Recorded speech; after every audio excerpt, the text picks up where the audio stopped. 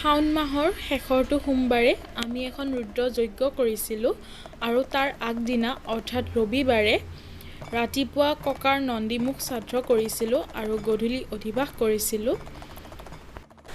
যজ্ঞখন সম্পূৰ্ণকৈ মই দেখাব পৰা নাই, তথাপিও কিছু সংখ্যক দেখাবলৈ মই চেষ্টা কৰিছোঁ।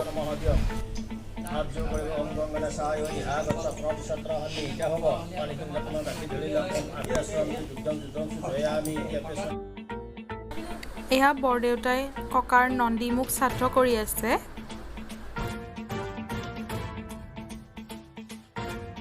ইয়াত পূজাৰ মেইন বেদীটো বনাব, তাৰ বাবে ইয়াত মাটি জমা কৰিছে আৰু শেষত বেদীটো এনেধৰণৰ হৈছেগৈ।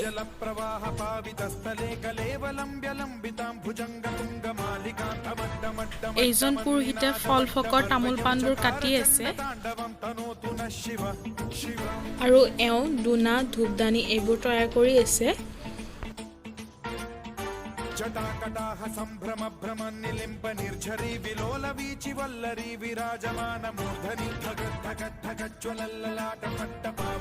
এতিয়া ইয়াত কুণ্ডৰ বাবে গাঁত খান্দি আছে। কুণ্ডটোত প্ৰথমতে গাঁত খান্দি ইয়াত ৩ শাৰী ইটা দি মাটিৰে লেপি আছে। এইটো পঞ্চবক্ৰ কুণ্ড বুলি কয়, কাৰণ ইয়াত ৫খন মুখ থাকে। মই ভালদৰে নাজানো, তথাপিও যিখিনি জানো সেইখিনি কৈছোঁ, ভুল হ'লে ক্ষমা কৰিব।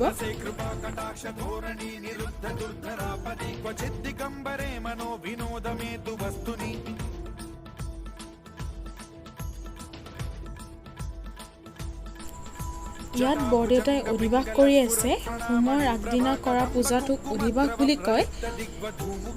অধিবাসত গোসাঁইক আনি প্ৰতিষ্ঠা কৰে।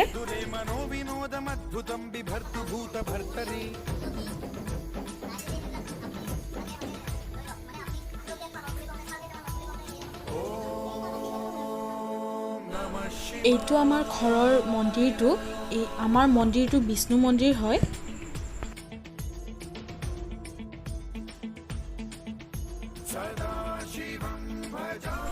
অধিবাসৰ পূজা শেষ হৈ গৈছে। এতিয়া ইয়াত সকলোৱে সেৱা লৈ আছে।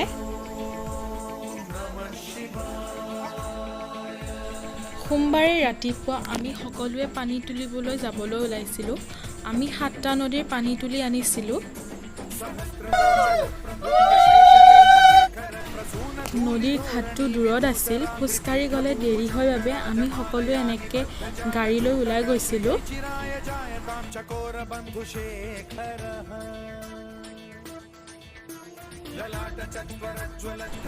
এয়া আমি নদীৰ ঘাট পাই গ'লোঁ।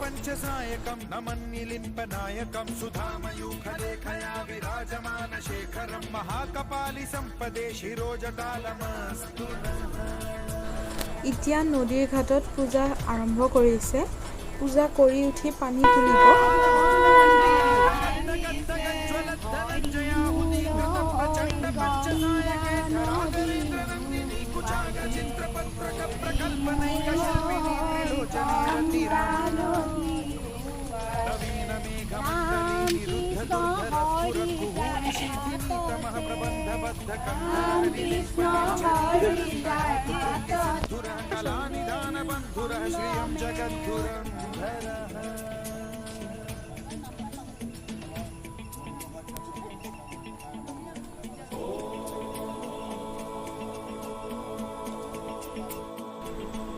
এতিয়া পুৰোহিতজনে মেইন ঘটটোত পানী উঠাব। পানী তোলাৰ নিয়ম বহুত ধৰণেই হয়। আমাৰ 3বাৰ ঢৌ খেলি লৈ আপোনাৰ নদীখন যিফালে বয় সেইফালে পানীটো তোলে।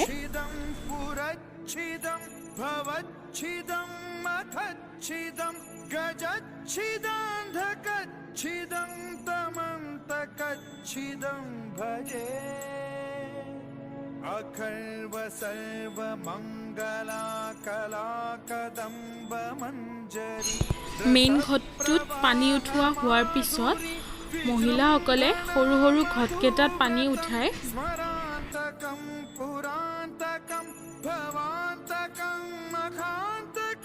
মই ইয়াত 7টা নদীৰ পৰা পানী উঠোৱাৰ ভিডিঅ'খিনি দিব পৰা নাই, এটা নদীৰ পৰা উঠোৱাৰ ভিডিঅ'টোহে দিছোঁ।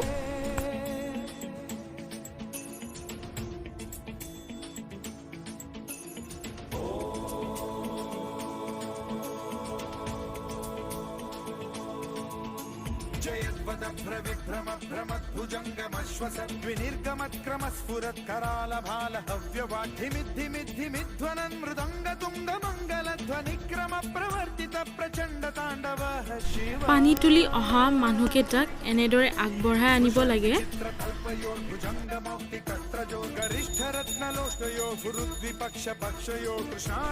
কুণ্ডটো শেষত এনেদৰে পঞ্চগুৰিৰে সজাই তুলিছে।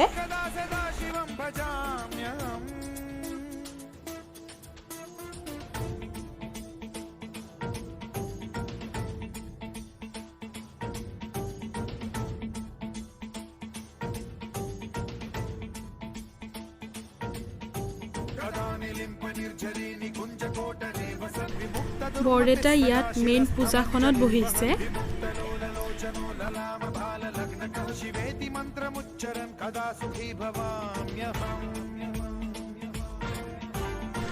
হোমত বহিবলৈ ইয়াত সকলো বস্তু সাজু কৰি আছে।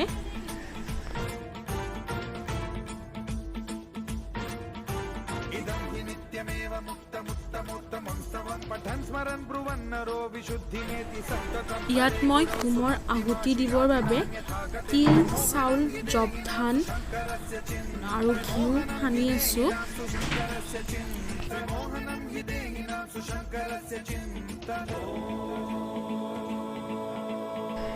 ভিডিঅ' কৰা অসুবিধাৰ বাবে মই হোমৰ আৰম্ভণিখিনি দেখাব পৰা নাই, সেইবাবে বেয়া নাপাব।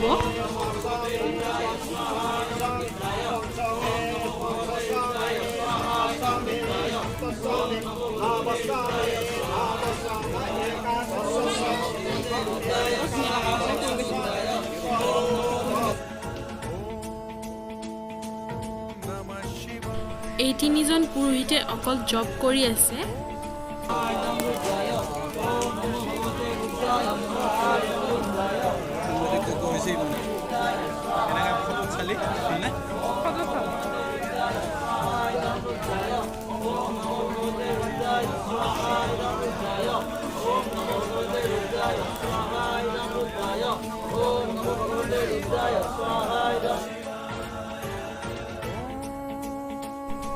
এও আনফালে বহি জপ কৰিয়ে আছে, কাৰণ আহুতিতকৈ জপৰ সংখ্যা বেছি হ'ব লাগে, সেইবাবে কিছু সংখ্যকে জপ কৰিয়ে আছে।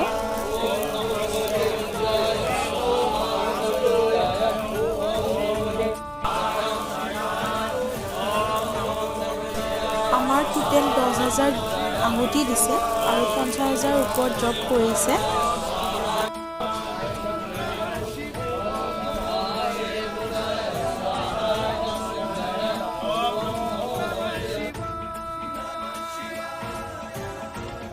আহুতি শেষ হোৱাৰ পিছত অগ্নি দেৱতাক এনেকৈ থালিকেইখন দাঙি দেখাব লাগে ইয়াত আৰু আহুতি নাই বুলি। এতিয়া পূজা সমাপ্ত হৈছে।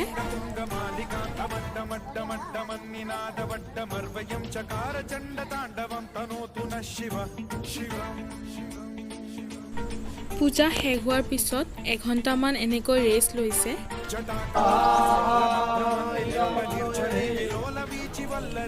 এতিয়া প্ৰথমতে ঘিউৰে পুনৰাহুতি দিছে।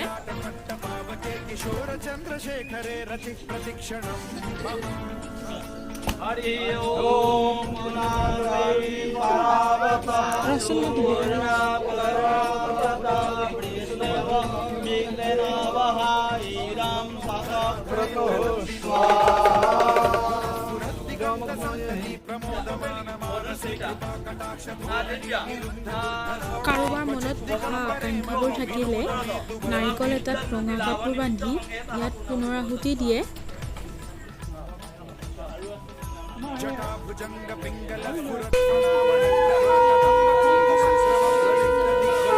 শেষত সকলোকে হোমৰ ফুট দিছে।